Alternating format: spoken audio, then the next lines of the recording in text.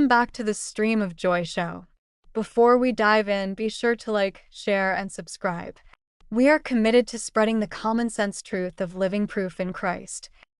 Heavenly Father, we come before you today grateful for the gift of minds that think, hearts that feel, and voices that can speak truth in love. As we prepare to discuss the strong passions that grip our world, whether obsessions that fixate on Israel or on President Trump, whether from the right or from the left, we recognize how easily zeal can turn into blindness and conviction into contempt. Lord, you alone see the heart. You alone are the righteous judge. Keep us this day from pride, from malice, and from the spirit that loves to hate.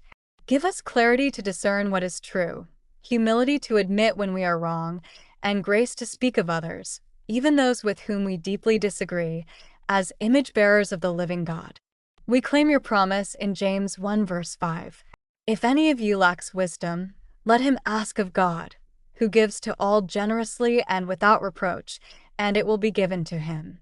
Grant us that wisdom now. Season our words with salt, light our minds with your truth, and guard our hearts against bitterness. May everything said in this conversation honor you and serve our listeners, drawing us all closer to your throne of grace. We ask this in the name of Jesus Christ, our Lord. Amen.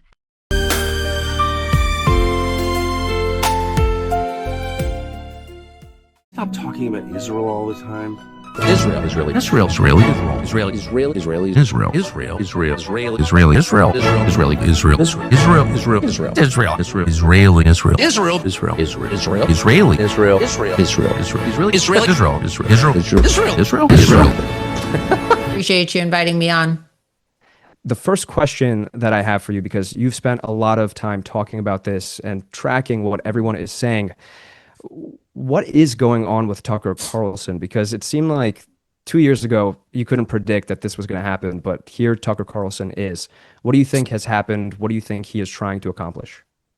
Well, it's pretty obvious to anybody who's ever watched Tucker Carlson or seen the progression of his political career and his commentary on Fox News that he's done a total 180 on his political philosophy. You can look at clips, and there's a lot of people out there actually who have been putting these side-by-side clips, comparing the statements made by the individuals that you mentioned just a couple of moments ago, Tucker Carlson, Nick Fuentes, Candace Owens, and they show statements that they made several years ago, and they compare it to statements that they're now saying. The only one who's actually really been consistent the entire time is Nick Fuentes, because, well, like you said, his views have always really been the same. He is who he says he is, right? And we kind of know what he represents. But Tucker Carlson has, since going independent and leaving Fox News, had to really find his own way. He had to secure funding. He had to raise money for his venture, Tucker Carlson News Network. And where did he go to acquire that money? Well, he went to the Islamic community, and he received a $15 million contribution from an individual by the name of Omid Malik, who's half Pakistani and half Iranian. And so the question needs to be asked, has Tucker Carlson and his sharp pivot into defending Islam, into criticizing Israel, and it's not even just criticism of Israel. I think that we can all admit that Tucker Carlson has now engaged in full-blown demonization of the Jewish people. As you just mentioned, he's having people on his program who are engaged in World War II revisionism, trying to sell the idea that Hitler wasn't really so bad after all. And maybe, just maybe, the Americans should have allowed for the Germans to win World War II. Who does this serve, right? Who does it serve when Tucker Carlson has the president of Iran on to deny the fact that the Iranians were implicated in the assassination attempts on President Trump? President Trump in his own campaign have stated that the Iranians were involved in the attempted assassinations on President Trump's life. You think that President Trump doesn't know who tried to assassinate him? Whose interest is it when Tucker Carlson travels to Qatar to interview officials with the Qatari royal family who are actively involved in funding anti-American sentiment on college campuses? You have the Trump administration talking about how they want to penalize the universities for creating a climate that is fostering anti-Semitism, fostering jihadist activity on college campuses. And if we look at the funding sources of this, it's coming from Qatar. So Clearly, Tucker Carlson is interested in undermining President Trump's agenda, and he is not intellectually consistent. He is not ideologically consistent because his opinions have completely flipped. And you don't change your views. You don't do a 180 turn without being heavily influenced. And so I've asked this question: what is Tucker Carlson being influenced by? Is he being influenced by money? Personally, I think he is. I broke a story a couple of months ago about how Tucker Carlson's name appeared in FARA with a company named Luminate, and his name was listed in FARA, where you have to register if you're involved in foreign lobbying or influencing policy on behalf of a foreign country, next to Qatar, for the interview with the Iranians. And so Tucker Carlson and Neil Patel, who works with him at Tucker Carlson News Network, never really answered my question when I publicly called on them to release the financial documentation to show who paid for the trip to Qatar, because I received a tip from a source that said that when Tucker Carlson traveled to Qatar and Saudi Arabia, he did not actually pay his own way. And so the question is who's paying for Tucker Carlson to go to Saudi Arabia, to go to Qatar, to go to the UAE, to meet with these Islamic leaders and to secure funding for his news network? I asked them to be transparent. I said, I will correct the record if you release these financial receipts to show who actually paid for these trips. They don't want to release the documentation. And I don't think that it's a coincidence that when Tucker Carlson is soliciting funding from Islamic individuals traveling to the Arab world, all of a sudden he's developed a very anti-Israel, anti-Jewish perspective. And who is he attacking? He's attacking President Trump's Jewish supporters. He's attacking evangelicals, the evangelical base of the GOP. He did an interview recently, Ariel, where he said that evangelicals, Christian Zionists, I mean, that's what it means to be an evangelical. Okay. You are a Christian who believes that Israel has a right to exist. Israel is central to Christianity. We know this. Why is Tucker Carlson proclaiming that Christian Zionists are the most evil people, the worst people in the world? Does that mean that Christian Zionists are worse than Chinese communists? Does that mean that Christian Zionists are worse than Nazis? Does that mean that Christian Zionists are worse than Islamic jihadists? Tucker Carlson knew what he was saying. And this is what really led to the outrage, because people want to know, how can Tucker Carlson go from having this very vibrant career on Fox News as a political commentator? He was known as kind of the voice of reason in the conservative movement. So many people welcomed him into their homes, and they view Tucker Carlson as a leading conservative thought leader. And now we're watching this so-called leading conservative thought leader normalize things like Hitler, right? This idea that Hitler was a great guy, World War II revisionism, saying that Sharia law really isn't so bad. And if you've been to an Islamic country, they're actually more safe than American cities. So why shouldn't we have Sharia law?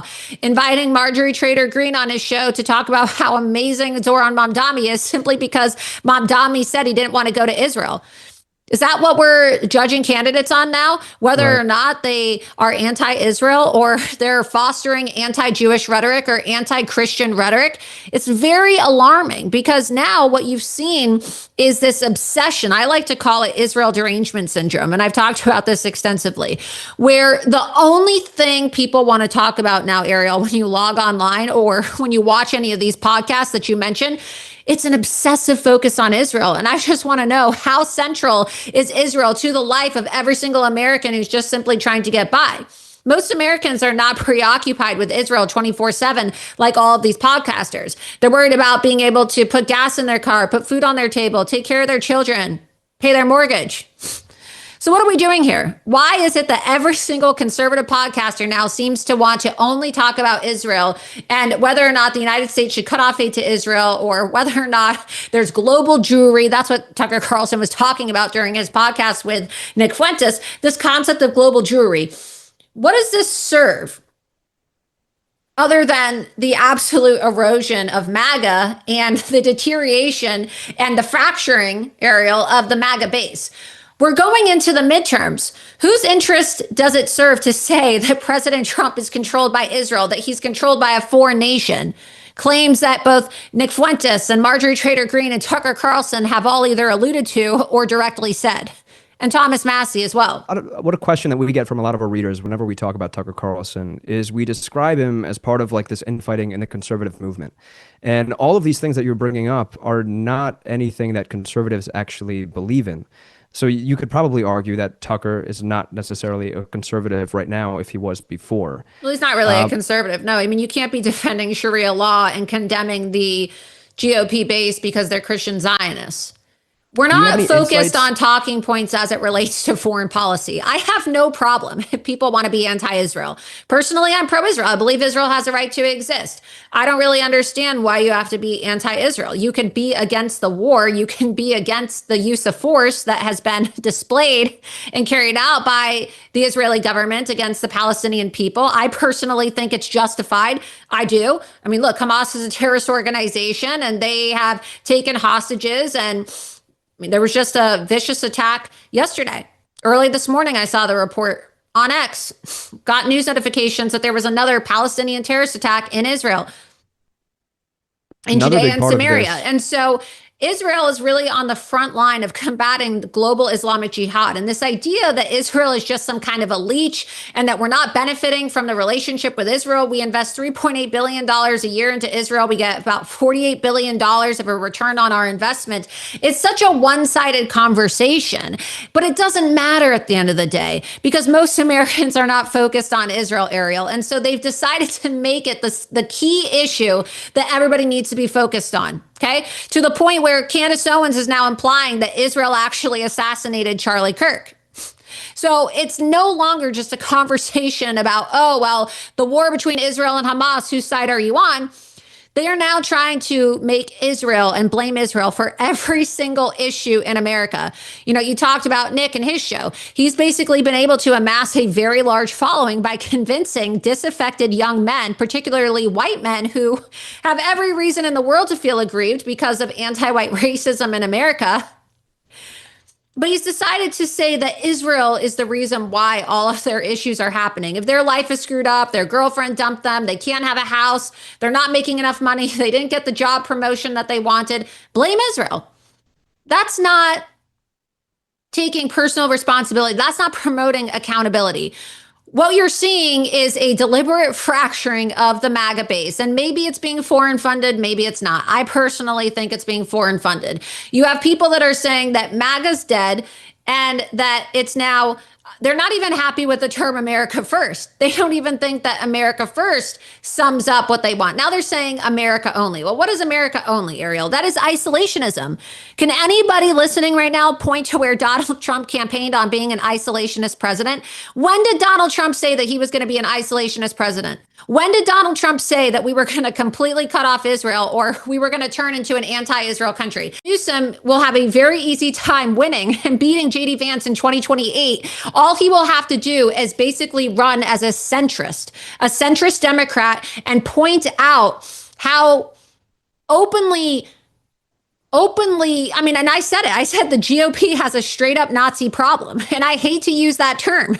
I used to laugh when the left would say that conservatives are Nazis, but some of the rhetoric, and I believe you're Jewish as well, Ariel, and you and I have talked about this privately, some of the rhetoric that is coming out of some of the factions within some of these individuals who now want to take space up in the GOP is straight up Nazi rhetoric out of the 1940s in Germany. It is. There's just no denying it. Thank you so much for joining us. There's a lot of really interesting things that I think are going to keep developing. Last quick question, yes or no? Do you think this is a real moment that is here to stay, or do you think this is going to pass? Yes or no? I think that it's here to stay. I don't think that we can dismiss this and say that, oh, this is just internet LARPing online and, oh, we don't need to take it seriously. They're well funded. They're well organized. They have their own independent platforms, and it's time for the GOP to take it seriously. I think that we need to have moral clarity. They can have their free speech. I'm not calling for anybody to be censored. I'm not calling for anybody to be banned, but the GOP needs to say whether or not those are their values, because otherwise we're going to lose all the coalitions that we built, that we spent so much time building in 2024, and we're going to lose the midterms. And I don't want to lose the midterms. I don't want America to become a communist country. I just don't. So I hope that people will take this seriously and that GOP leadership will start to express some moral clarity. It's very, very alarming rhetoric. And it will start with the Jews, and then it will go to the blacks and the Hispanics and the Asians, and it's even targeting the evangelical Christians. Nobody's good enough, I guess, to these people unless you are a white male Christian. Laura Loomer, thank you so much for joining us today. Thank you. Thanks for having me on.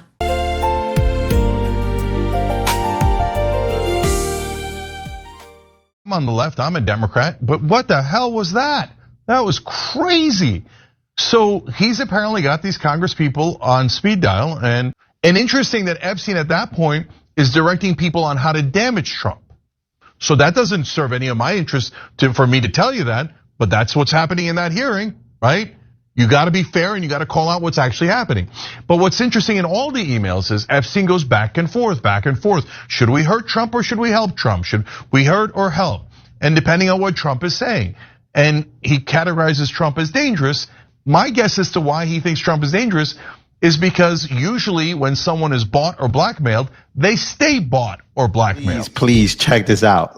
I can't stop laughing because Cenk Uygur and Anna Kasparian and the Young Turks have realized that this drop of Epstein files and asking for the Epstein files is actually a mistake, that he's even insinuating that Epstein was basically controlling Democrats and controlling members of Congress by texting them. Now here he is freaking out and breaking down how he feels that Democrats are gonna regret this because they're all over the files. And he mentions what's in the files. By the way, there are names, prominent names like Larry Summers. And by the way, the title of his video here is even hilarious. Larry Summers involved with Project 2029 for Democrats. Larry Summers is in the Epstein files nonstop, by the way. So here he is coming into the realization that this was a huge mistake, that this is going horrible for the Democrats, and he's naming other Democrats that are on the list. Take a listen to this. This is crazy. What a revelation. Well, I'm on the left, I'm a Democrat, but what the hell was that? That was crazy. So he's apparently got these Congress people on speed dial, and he's watching. I read the whole story, of course, and he's watching the entire hearings and he's texting people different directions. Did anybody know that Epstein was running our government? I mean, that was amazing. Did you see? She doesn't know who Rona is, so she misspells it in the text. She thinks it might be an acronym for something, and then she says, Ms. Rona. Rona's her first name. It's Rona Graff, the assistant for Trump. She literally has no idea what she's asking. She's only asking that question because Epstein directed her to ask that question. He is talking about Plaskett, representative from the Virgin Islands, sitting congresswoman who was in a congressional hearing, basically trying to get Trump. And she was receiving text messages from Epstein, and Cenk Uygur, progressive Democrat who hates Trump, is saying, what in the world is happening? And interesting that Epstein at that point is directing people on how to damage Trump. So that doesn't serve any of my interest for me to tell you that, but that's what's happening in that hearing, right? You got to be fair and you got to call out what's actually happening. But what's interesting in all the emails is Epstein goes back and forth, back and forth. Should we hurt Trump or should we help Trump? Should we hurt or help? And depending on what Trump is saying. And he categorizes Trump as dangerous. My guess as to why he thinks Trump is dangerous is because usually when someone is bought or blackmailed, they stay bought or blackmailed, right? Whereas, but not Trump. So what's the story here, Democrats? Cenk Uygur, you're getting very close to the truth. Oh man, they're gonna hate you for this one. Is bought or blackmailed, they stay bought or blackmailed, right? Whereas Trump is so volatile, they're not sure how to handle him, right? Should we hurt him or should we use him as an asset? I'm saying it openly, guys. All over Ehud Barak's emails from Job Site News is how Epstein is conspiring with Ehud Barak, former prime minister of Israel, with literal Israeli spies. He's getting, and by the way, there's Democrats all over the emails. There's Dana Bash's ex-husband, Jeremy Bash, who works in the Democratic administration. Dana Bash's husband is in the files. What? CNN's Dana Bash, her husband is in the files. He is saying, yo, Democrats are all over this. former Israeli prime minister. I mean, there are so many crazy ties to this. So many ties to this that it's getting pretty crazy. And they've set themselves up for failure. Jasmine Crockett just the other day said that Lee Zeldin, she said she was so sure that her team researched a Jeffrey Epstein. And by the way, that wasn't even this Jeffrey Epstein. So obviously Democrats, like the one texting Jeffrey Epstein, they have no idea what in the world they're saying or doing or asking for. And the words of Black Conservative Perspective, his name is Greg Foreman, by the way. Check him out. I'm pretty sure you guys know who he is. Huge. He said that he's pretty much like, yeah, this is, you're asking for this. You are asking for Larry Summers, who is involved with Harvard, who writes programs, is writing a program. Remember Project 2025 that Democrats were melting down about Trump? He is writing a program called Project 2029 for the Democrats, and he's all over the files. Cenk Uygur is about to mention that in just a second, but he is mentioning names. Dana Bash's husband. I mean, there's so many crazy Democrats. And you can, yeah, sure, Republicans, but they are way more Democrats. And we're talking about big time Democrats. Ex-husband Jeremy Bash, who works in the Democratic administration. He's organizing tours for the former prime minister of Israel, but only because Epstein asked him to. What? Why is Epstein being feted by both the very top of the Democratic Party and the Republican Party? So now to Larry Summers. Look, guys, there's two giant problems with Larry Summers here. Number one, the emails are devastating. He's asking Epstein for how he can, quote unquote, get horizontal with a woman that he's mentoring at work. Jesus Christ, man. And then he talks about using his position of power and privilege. It's like out of a Me Too manual, right? And he's like, but she can't get that access to that stuff that I have and the things that she needs for her professional career unless she gives me the sex. Like, oh my God, right? And he's talking to Epstein about this, and Epstein's like, "Atta boy, don't let her get away with anything without giving you sex." And both for Plaskett and for Larry Summers. Larry Summers was a Treasury Secretary under under Bill Clinton, and then he was the top economic advisor to Obama. And they're both talking about how to conspire to make sure that they use sex for their own advantage and et cetera. Okay, but then the second problem for Larry Summers being at Center for American Progress is Larry Summers is the most neoliberal, pro-corporate guy in the entire Democratic Party. Part of the reason he didn't become Treasury Secretary on top for Obama is because progressives were like, no, Timothy Geithner was bad enough.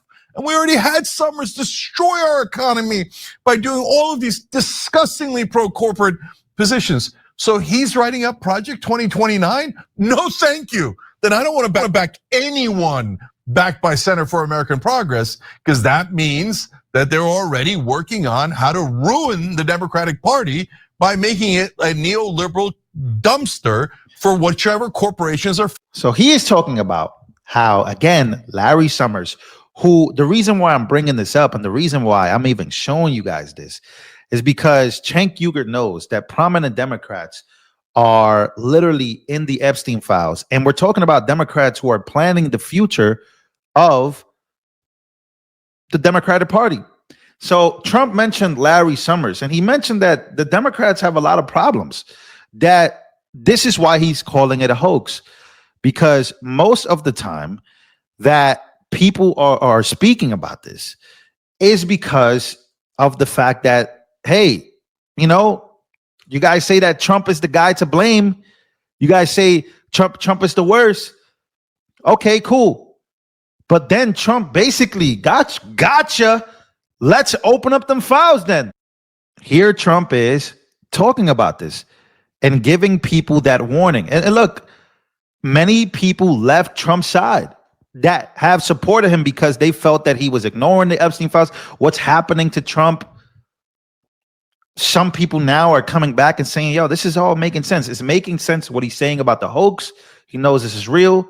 He said he's kicked out and he stopped having a relationship with Jeffrey Epstein because of the things that he did. And then, this video comes out, Larry Summers stuff comes out, and let's just take a look. Let's just take a look at this, because this is what he said about Larry Summers and Jeffrey Epstein. As far as the Epstein files is, I have nothing to do with Jeffrey Epstein. I threw him out of my club many years ago because I thought he was a sick pervert. But I guess I turned out to be right. But you know who does have? Bill Clinton, Larry Summers, who ran Harvard, was with him every single night, every single weekend. They lived together. They went to his island many times. I never did. Andrew Weissman, I hear. All these guys were friends of his. You don't even talk about those. You don't even talk about those. But Cenk Uygur is. And many prominent Democrats are now being forced to talk about the guy who was writing up the future of the Democratic Party being the guy who is mostly linked to Jeffrey Epstein. They thought Trump was lying when he said this in the Oval Office. But now with everything coming out, what a huge backfire. This has gone horrible for the Democrats. Larry Summers, in connection to Harvard, in connection to Obama and Bill Clinton, he is now the guy that I guess Democrats are looking forward to write up a plan, what an economic plan, whatever plan he was writing. He was in the file. So whatever treatment you're trying to give Trump, and again, there's been nothing coming out of Trump trying to do things with little girls or girls in his workplace. I mean, the things that are coming out about Larry Summers are absolutely wild. This is the guy writing up the future of the Democratic Party.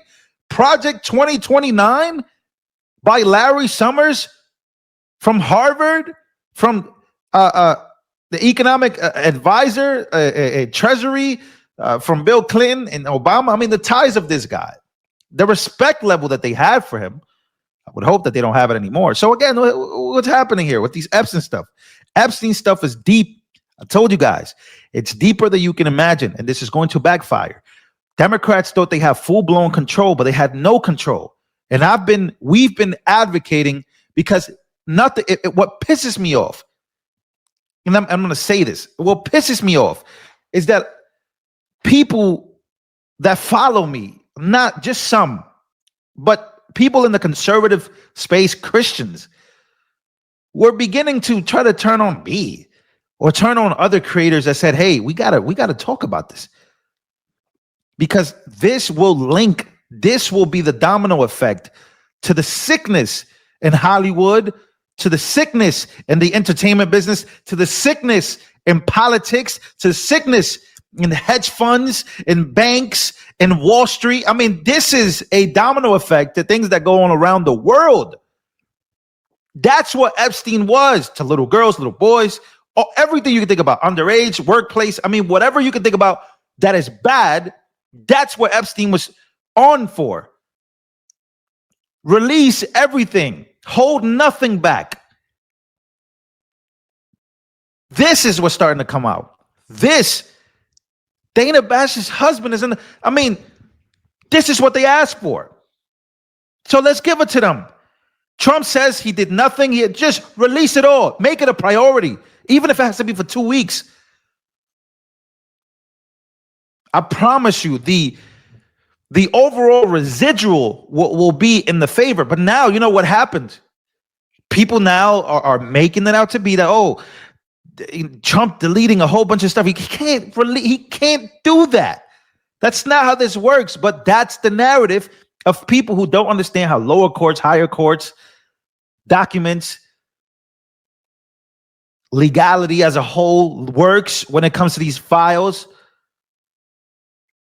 It seems that Trump is trying to make it a priority to show America what he's doing with foreign policy, with the economy, with the tariffs, everything he's trying to do to make. He does not want this to be the focus. But I think that people around him must tell him, hey, the regular eye really does care about this. People on the right, left, everybody cares about this. The faster you get to this, the more you release this, the faster it backfires on them, and the better it looks. Residual. We're talking about the future. We're talking about later on.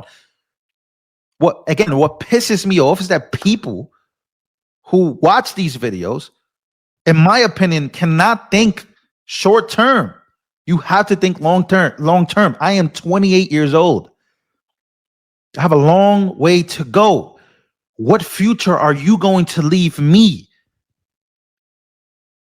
So that's my rant again about these files and about why people should care about these types of things. It's either you're on the team of good or you're on the team of bad. And I'm glad that these decisions are being made finally. This is the best thing to do because look at what's coming up.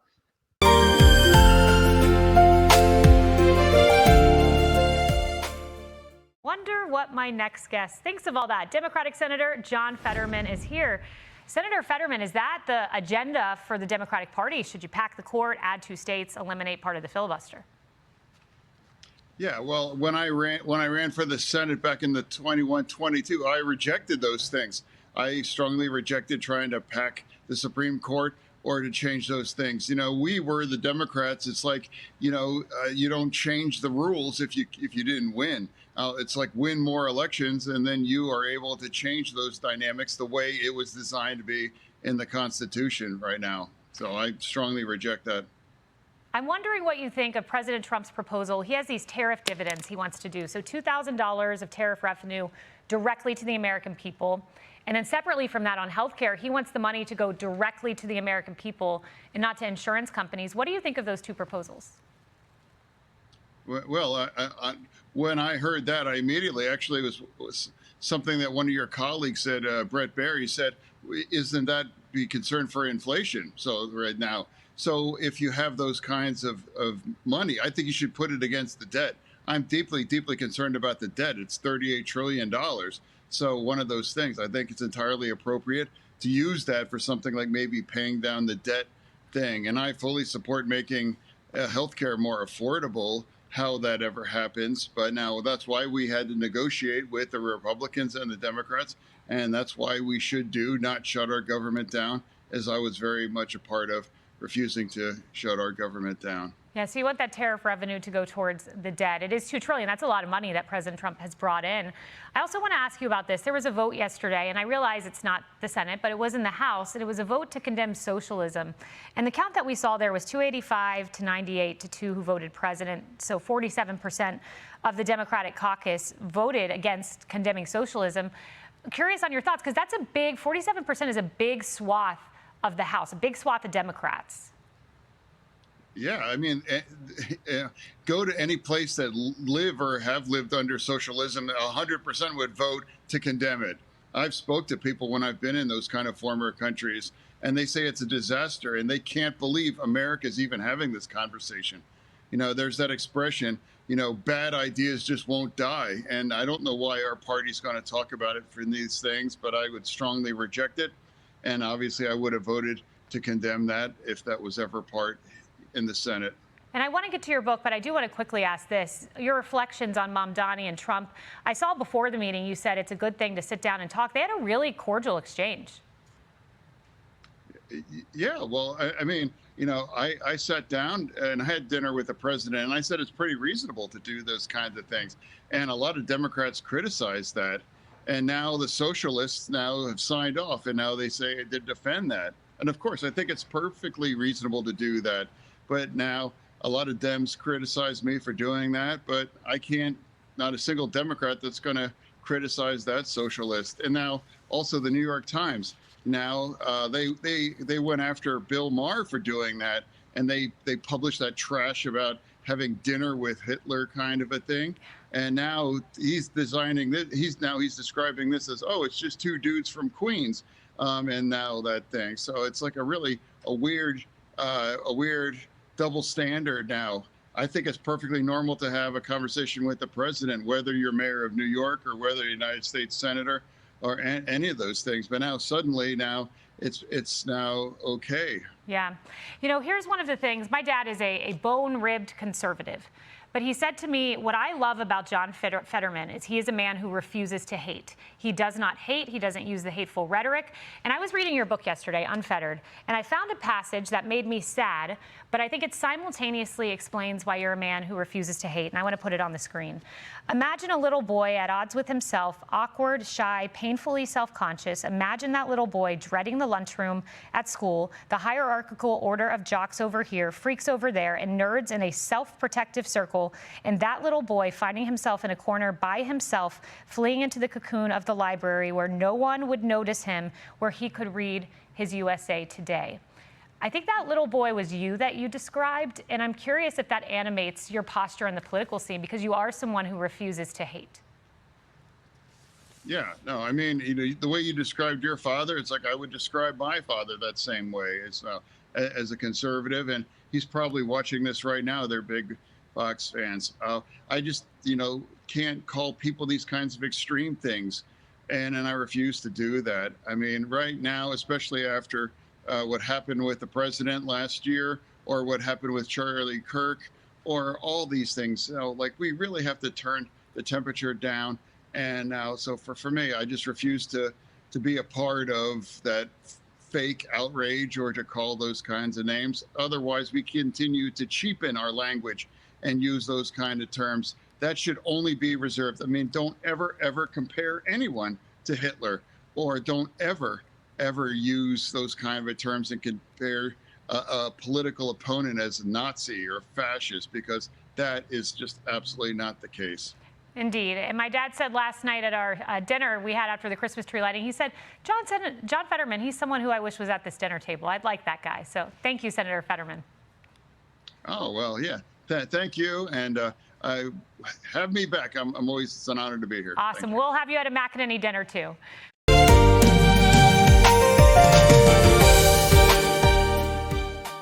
Take you to Minnesota now. I don't want to talk to you about politics or elections, culture wars, but something far, far more dangerous and more fundamental, because the City Journal has uncovered not a fraud scandal. This isn't waste. It's not inefficiency. This is a pipeline directly from your wallet. And this, what I'm about to tell you, is all based on Ryan Thorpe and Christopher Rufo's reporting. That is some of the best reporting I have seen. And this is crazy. The largest single funder of that pipeline today, from your wallet to a foreign terror group, according to multiple federal sources, is the taxpayer of the state of Minnesota. Let me repeat that, because it's not a punchline. This is not hyperbole. This is not a claim thrown around on social media. According to federal counterterrorism sources quoted by the City Journal, quote, the largest funder of al-Shabaab is the Minnesota taxpayer. What is al-Shabaab, in case you don't remember? It is the East African branch of Al-Qaeda. This is the same group that bombs hotels, they slaughter Christians, they massacre school children, they publicly behead those who defy their authority. And that, the major funder, is you in Minnesota. And this is what happens when you mix a naive, wide open, no questions asked welfare machine with a political class terrified of being called a racist, and then a political class that's actually in on it as well. And then you throw in a media terrified of reporting anything that challenges progressive dogma.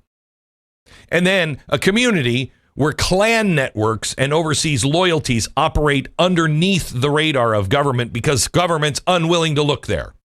That is the perfect storm. That's Minnesota, and it is drowning inside of that storm. Now, it started with a program called HSS, the Housing Stabilization Services. It was launched in 2020 to help people on the margins, the addicts, the elderly, the mentally ill. Noble idea, but it was designed with everything a criminal enterprise dreams of. Low barriers to entry, minimal requirements for reimbursement, billions in Medicaid dollars with almost zero verification. Now, before the program even started, bureaucrats estimated it might cost $2.6 million a year. In 4 years, it went from 2.6 to 21 million. Then the next year, 42 million. The next year, 74 million, to over $100 million every year. 2.6 to over 100. This year alone, 77 HSS providers have been terminated for credible allegations of fraud. 77. I don't know if you saw this. The acting attorney, U.S. attorney, said, quote, the vast majority of this program was fraudulent. Not overbilling, not paperwork, no mistakes. Fictitious companies, empty storefronts, ghost clients, stacks of faked claims. 6 of the 8 defendants indicated that they were members of the Minnesota Somali community. But this is the first ripple. There was another scheme, the $250 million mega scheme. That came from Feeding Our Future.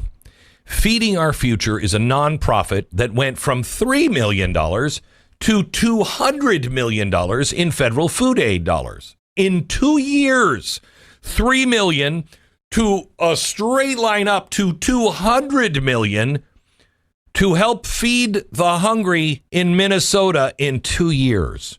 Wow. Fake meal accounts, fake attendance, fake invoices. Dozens of defendants, primarily members of Minnesota's Somali community. Some of them bought luxury homes, fancy cars, properties in Kenya and Turkey. And when the state raised any kind of concern, the group sued, claiming racism. And then it was like, oh, I don't know, racism, I don't know what to call that. The investigators were chastised. The politicians stayed quiet. The media refused. By the way, that's the governor you could have had as vice president right now. Everyone knew the rule. Don't question. You can't criticize. Okay? If you want to survive politically, no. So the cost, $250 million stolen right there, hung on the backs of taxpayers who believed they were feeding hungry kids. Now add on to that. So we got 2 scandals. Now add on to that the autism scam. Days after those indictments, another scheme exploded. Autism services. A Somali woman already tied to Feeding Our Future was charged with leading a $14 million Medicaid fraud ring. That was invented diagnosis. They bought parents with kickbacks. They created a network of fake autism centers. Autism spending in Minnesota jumped from $3 million to $399 million in just a couple of years. Providers ballooned from 41 providers to 328. 1 in 16 Somalian 4-year-olds were suddenly diagnosed. 1 in every 16 suddenly had autism. That's triple the state average, and nobody's looking into that. What's happening in the Somali community? This wasn't care. This wasn't treatment. This was a racket, and it wasn't isolated. Let me tell you what the U.S. Attorney Joseph Thompson said. He said, these schemes form a web that has stolen billions of dollars. So why did nobody ask where that money went? Where'd the money go? Oof, you're not going to like the answer. Somalia depends on remittances from abroad. $1.7 billion sent to Somalia last year alone. That is more money than the country's entire government budget. Imagine somebody sending us $6 trillion. That's what happened in Somalia. Investigators told Chris Rufo and the City Journal that welfare recipients in Minnesota were sending the money overseas, called Hawala money transfer networks. They were moving tens of millions of dollars all the time. And Al-Shabaab, the terrorist organization, takes a cut of every dollar entering the Somali clan channels. One terrorism task force investigator said every cent sent back to Somalia benefits Al-Shabaab in some way. It's not speculation. It's not theory. It's not conjecture. This is the conclusion of multiple federal investigators who have spent years tracking the money flow. They said Minnesota's Somali community runs a sophisticated money pipeline directly from the pockets of U.S. taxpayers directly to Somalia.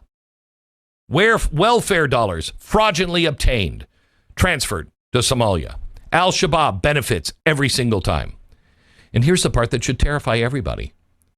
They warn that if one terrorist attack can be traced back to these funds, the entire country will discover overnight that we were financing the very groups sworn to destroy us. Gang, you're going to find this in Epstein. You're going to find this, we already did, with USAID. You're going to find this everywhere. The greatest heist of human history, the largest robbery of wealth, has been happening right under our noses, and we didn't even know the bank turned off the alarms. All of our wealth being transferred out. Why didn't Minnesota stop this? Why didn't the journalists investigate this? Why didn't the officials sound the alarm? President Trump Truth Social Post. Minnesota, under Governor Walz, is a hub of fraudulent money laundering activity. I am, as President of the United States, hereby terminating, effective immediately, the Temporary Protected Status (TPS) program for Somalis in Minnesota.